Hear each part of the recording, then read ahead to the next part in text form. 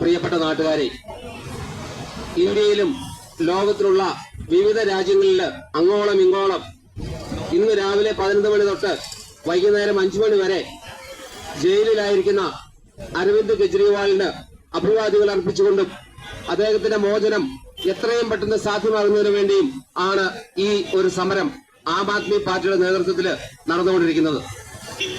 തീർച്ചയായിട്ടും ഈ വരുന്ന ഇലക്ഷനിൽ ഇതിന് വളരെ വലിയ ഒരു പ്രാധാന്യമുണ്ട് എന്നുള്ളൊരു കാര്യം നമ്മൾ തീർച്ചയായിട്ടും തിരിച്ചറിയേണ്ടതായിട്ടുണ്ട്.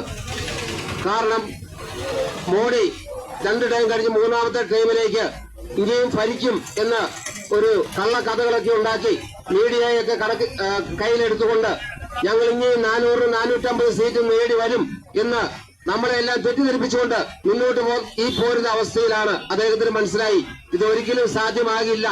അതുകൊണ്ടാണ് അദ്ദേഹം അരവിന്ദ് കെജ്രിവാളിനെ പിടിച്ചകത്തിടുകയും ഒരു കേസുമില്ലാതെ വ്യാജമായ ഒരു കേസുണ്ടാക്കി 100 കോടി രൂപ കട്ടു, അത് ഗോവയിൽ ഇലക്ഷന് വേണ്ടി മാറ്റി എന്ന് പറഞ്ഞുകൊണ്ട് ഏതാണ്ട് 456 സാക്ഷികൾ ഉണ്ടായിട്ട് അതിനകത്ത് 2-3 സാക്ഷികൾ അവസാനം അവരുടെ മൊഴി പറഞ്ഞതിന്റെ അടിസ്ഥാനത്തിലാണ് കെജ്രിവാള് ഇന്നകത്ത് കിടക്കുന്നത്.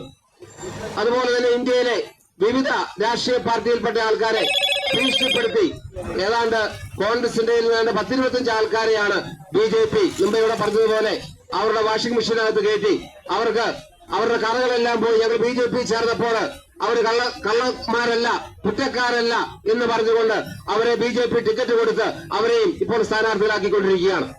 അപ്പോൾ തീർച്ചയായിട്ടും നമ്മൾ മനസ്സിലാക്കേണ്ടത് മോഡിയുടെ അജണ്ട ഒരു ഏകാധിപത്യ രീതിയിലേക്ക് ലോകത്തിലുള്ള നമുക്കറിയാം. റഷ്യയിൽ നടന്ന കാര്യം നമുക്കറിയാം. റഷ്യയിലെ പ്രസിഡന്റായ പുടിനെ വിമർശിച്ച അവിടുത്തെ പ്രതിപക്ഷ നേതാവിനെ ജയിലിൽ വെച്ച് കൊന്ന ഒരു സംഭവം നമ്മൾ 1 മാസം മുമ്പ് നമ്മൾ കേട്ടു.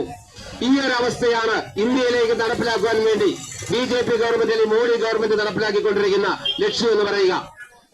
ജർമ്മനിയില് ഹിറ്റ്ലർ 1933 തൊട്ട് 45 വരെ ഭരിച്ച തന്ത്രങ്ങൾ തന്നെയാണ് ഇവിടെ RSSന്റെ നേതൃത്വത്തിൽ BJP ഗവൺമെന്റ് ശ്രമിച്ചുകൊണ്ടിരിക്കുന്നത്. അപ്പോൾ ഇത് എന്തിനു വേണ്ടിയാണ്? ഒരു ഏകാധിപത്യ രീതിയിലേക്ക്. കാരണം ജനാധിപത്യം വേണ്ട, ജനങ്ങളുടെ ഒരു ശബ്ദവും ഇവിടെ വേണ്ട, അല്ലെങ്കിൽ നമ്മളെ വിമർശിക്കുന്നവരെ നമുക്ക് വേണ്ട, അവരൊന്നും ഇവിടെ ജീവിക്കണ്ട, ആ ഒരു കാഴ്ചപ്പാടിൽ ഉള്ളവർ മാത്രം മതി എന്നുള്ള ഒരു ചിന്തയിൽ നിന്നാണ് ഇങ്ങനെയുള്ള ഒരു സ്വഭാവമൊക്കെ ഉയർത്തി വരുന്നത്.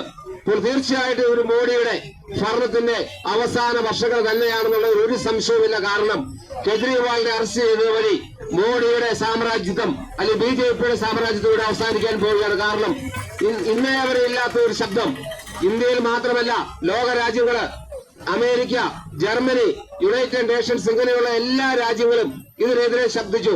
അപ്പോൾ ഇത് തീർച്ചയായിട്ടും ഒരു മാറ്റത്തിന്റെ കാരണമാണ് ഇന്ത്യയിൽ നടക്കുന്നത്. കാരണം അരവിന്ദ് കെജ്രിവാൾ ചെയ്തത് നല്ല കാര്യങ്ങൾ മാത്രമാണ്. ജനങ്ങൾക്ക് വേണ്ടി നല്ല കാര്യങ്ങൾ ചെയ്ത ഒരു ഭരണാധികാരിയെ പിടിച്ചകത്തിട്ടാൽ തീർച്ചയായിട്ടും അതിനുള്ള ശിക്ഷ ഇവിടെ തന്നെ ഉണ്ടാകും. ആ ശിക്ഷയായിരിക്കും അടുത്ത മാസം ഇവിടെ ബാലറ്റ് പെട്ടികൾ പൊട്ടിക്കുമ്പോൾ BJP ഗവൺമെന്റ് താഴെപ്പോവുകയും അതിന്റെ സ്ഥാനത്ത് ഇന്ത്യ മുന്നണിയുടെ നേതൃത്വത്തിലുള്ള ഒരു ഗവൺമെന്റ് ഇന്ത്യയില് ഭരിക്കുമെന്നുള്ള കാഴ്ചപ്പാട് തീർച്ചയായിട്ടും ഇവിടെ ഉണ്ടാകും. ഒരു സംശയവുമില്ല. നിങ്ങളിത് കുറിച്ച് വെച്ചുകൊള്ളുക. കാരണം അതാണ് ഇവിടെ നടന്നുകൊണ്ടിരിക്കുന്ന സംഭവങ്ങളെല്ലാം നിലനിൽക്കുന്നത്. കാരണം റെഡ്ഡി എന്ന് പറയുന്ന ആ ഒരു ഓരോമിന്ദ ഫാർമയുടെ റെഡ്ഡിയാണ് അവസാനമായി കെജ്രിവാളിനെതിരെ മൊഴി കൊടുത്തത്.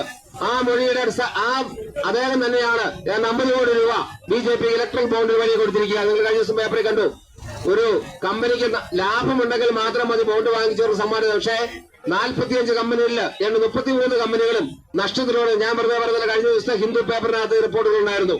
33 കമ്പനികളും അവരുടെ കണക്കുകളിൽ കാണിച്ചിരിക്കുന്ന നഷ്ടമാണ്. ആ നഷ്ടമുള്ള കമ്പനികളാണ് 1000-1500 കോടിയും കൊടുത്തിരിക്കുന്നതിനകത്തായിട്ട് 80% BJPക്ക് തന്നെയാണ് ഈ ഇലക്ട്രൽ ബോണ്ടിലൂടെയുള്ള പണം പോയിരിക്കുന്നത്.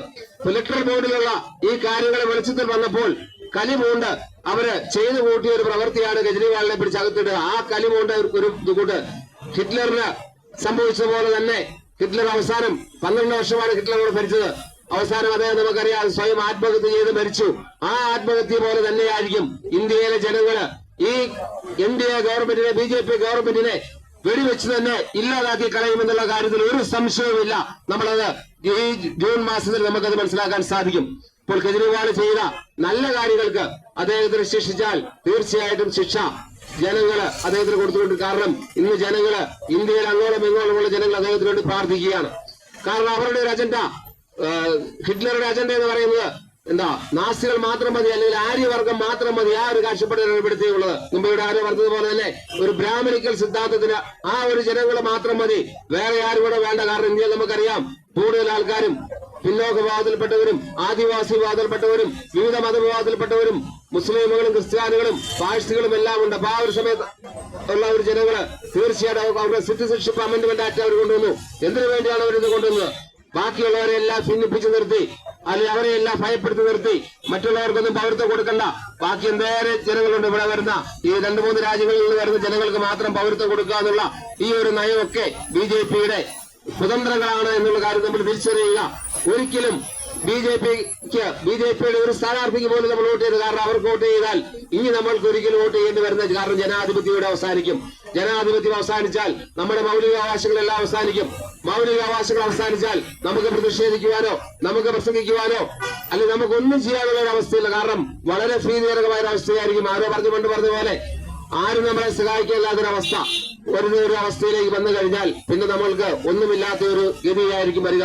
അപ്പോൾ ഈ ഒരു ഗതി വരാതിരിക്കുവാൻ വേണ്ടി നമ്മൾ വിവേകപൂർവ്വം വോട്ട് ചെയ്യുക.